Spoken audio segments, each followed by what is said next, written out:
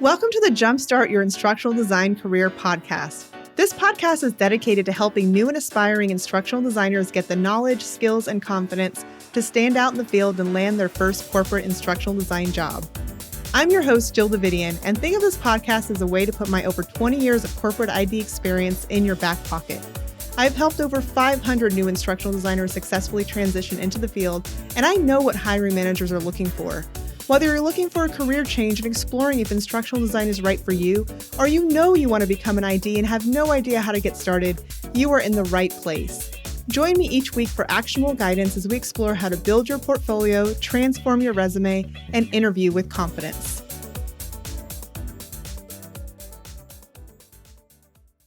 Welcome back to Jumpstart Your Instructional Design Career. In this episode, we're going to be talking about choosing a topic for your first sample that's going to go into your portfolio. In order to transition into instructional design, one of the non-negotiables is that you will need to have a portfolio. It's going to be really hard to get an instructional design job without one. So creating a portfolio may seem daunting, but if you think about it, it's actually a privilege because you get to showcase to potential employers what you can do even if you're new. Not every job gives you that opportunity. Say you were going to become a nurse. You wouldn't have a portfolio to showcase what you can do as a nurse, and so if you're brand new, they just have to give you a chance. In this case, you can actually show them what you can do, which is kind of cool, and it gives you an opportunity to stand out. Now, what I don't want you to do is dump everything you did or have done in your current or former career into your portfolio. That means if you're an educator, don't put education-related samples in your portfolio if you want a corporate instructional design job. Why, you may ask? Because you have to create a portfolio for the job you want, not the job you're currently in. Potential employers have to know that you can do the job they have for you, which is different than what you're currently doing. Well, you may ask, how do I create a portfolio then? Because all I have is the work I've already done. This is where you're going to have to create samples from scratch. Think of them like mock-ups showing what you can do. They're likely not going to be for a real company or a real client, but they will showcase your skills. And that's what's important. It may seem difficult to create samples for a made-up company, but it's really important to getting that instructional design job. Since much of what we do as corporate instructional designers is focused on e-learning samples are going to be the most important part of your portfolio. There are other things that need to be in your portfolio, but we're not going to talk about those today. E-learning is completely asynchronous and is usually developed in an e-learning authoring tool like Articulate Storyline or Articulate Rise. Preferably, it's one of those two tools because those are the two that are used most in the field. Now, in order to develop your samples in these tools, you can get a 30-day free trial to Articulate 360, but make sure you don't get it until you're ready to hit the ground running because you're going to have to hustle to get it done in those 30 days. It's really not enough time, but it can be done. When there is a will, there's a way, right? So you know you need to develop an e-learning sample in Storyline and Rise, but on what? That brings us to the main topic for today's episode, which is choosing a topic. Believe it or not, the topic you choose can make or break whether you get hired. It's also one of the hardest things to do. I've seen people spin their wheels for weeks, unable to choose a topic and move forward. If you don't choose a topic, you don't create your sample, which means your portfolio is bare or doesn't exist, and that means it's going to be really difficult to get a job. So let's get over that hump. So first, don't pick an education-related topic, period. I said earlier, I don't want you to dump education-related samples into your portfolio, so things that you have done in the classroom if you are an educator. If you're not an educator, this doesn't apply to you. But even if you create a new sample, don't pick something that's education-related. It shouldn't be anything that can be used in a school, even if it's professional development. Even if it was meant for adults. While professional development isn't as bad as choosing a topic that's geared towards students, it's really not ideal. You're really doing this purposefully for the job you want, not the job you have. And really, they're so used to educators throwing education-related samples, whether it's from past work or things that they've generated into their portfolios, that employers, especially corporate employers, are getting really tired of seeing it. And you want to stand out. Next, make sure that your audience are adults. That's an easy one, but it definitely needs to be said.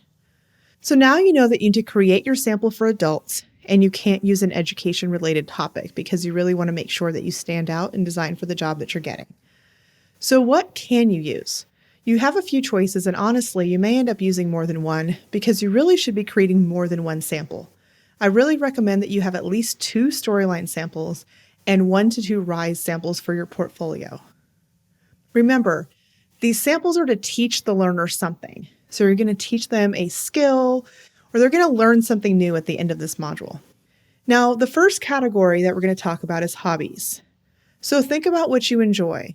It could be gardening, cooking, taking care of a certain type of pet, skiing, sewing, any kind of hobby that you're into or anything that you enjoy doing.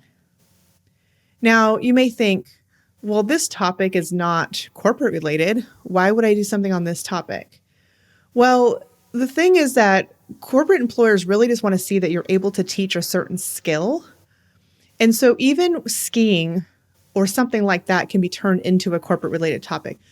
For example, you could create a sample for first-time skiers at a ski resort, and the ski resort could be your fake client. You don't necessarily have to have a fake client for every sample, but if you want to take it a step further, you could do that, and now skiing becomes a corporate topic. Now, the thing about creating hobby-related samples is that they are geared towards adults, and they are not education related. And so we really want to get out of this box of being labeled as an educator who only knows how to do education related things. And so that's why hobbies actually work, because they're getting outside of that box. You want to stand out. You don't want to be like all the educators who are putting education related topics into their portfolio if you are in fact an educator. Like I said, if you're not an educator, this doesn't apply. But anyone can create a hobby-related sample. Now, the other type of sample that you can create is on a corporate-related topic that's pretty generic, so it can't be tied back to any one company. It's not something that's using a particular company's proprietary information or anything like that. So think ergonomics, working from home, phishing scams, and the email kind of phishing scams, not the kind with water, customer service, maybe how to provide good customer service in a restaurant for service staff, or maybe some kind of sales module. You could also teach a skill in a software tool you're familiar with, like even something simple like Adobe PDF. You could do a training on soft skills like interpersonal communication, giving performance feedback for managers, receiving feedback. You can also Google corporate training topics to get even more ideas.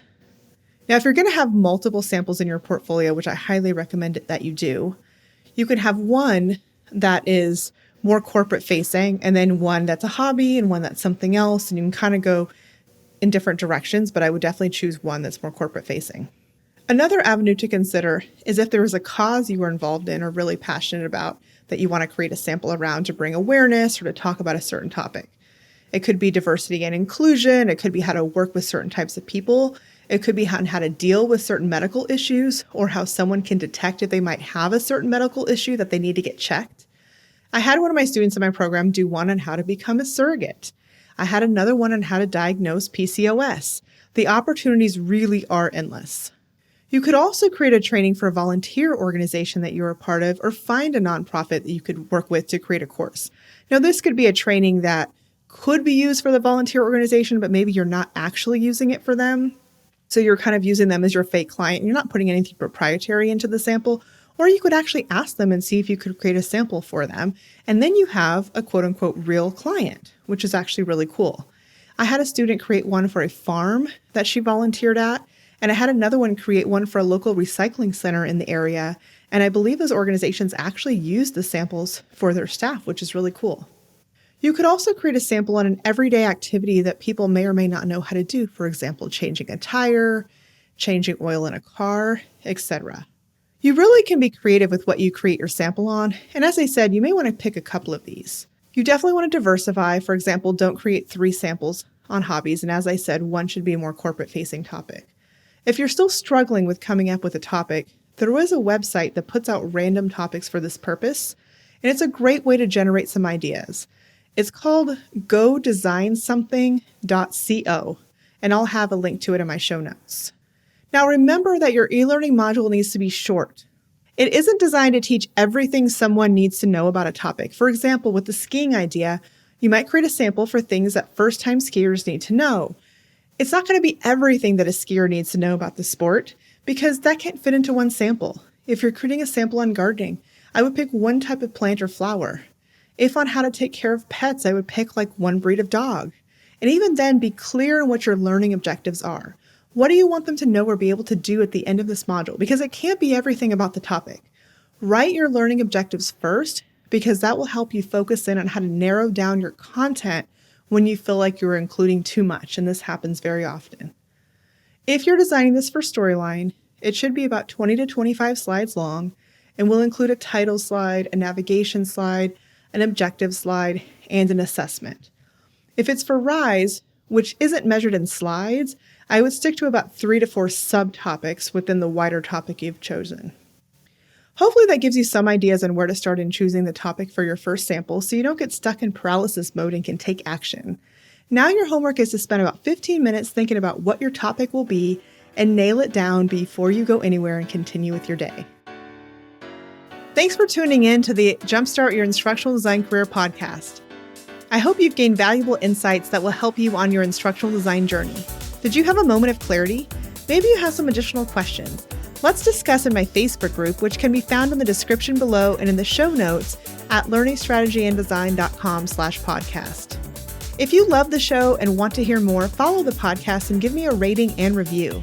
Let me know if there's a specific topic you'd like me to cover or a guest you'd like me to have on the show.